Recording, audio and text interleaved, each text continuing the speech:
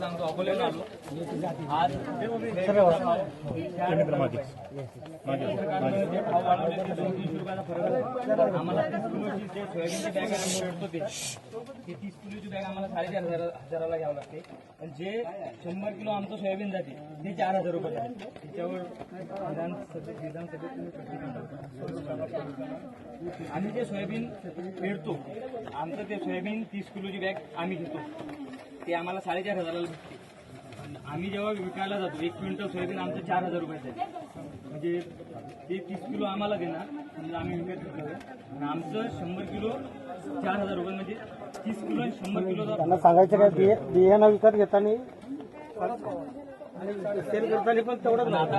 आता पारस म्हणून औष्णिक विद्युत केंद्र आहे तिथं अतिवृष्टी झाली खासदार साहेब आले खासदार साहेब 5 वर्षातून एकदा येतात म्हणजे काहीच करत नाही फक्त घोषणा करतात आश्वासनाची पूर्तता काहीच करत नाही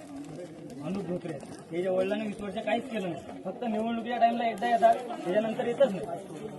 आता लोक असे जाती धर्माच्या नावावर मतदान करतात हे चुकीचं आहे मी काही कोणत्या पक्षाचा अजून कार्यकर्ता नाही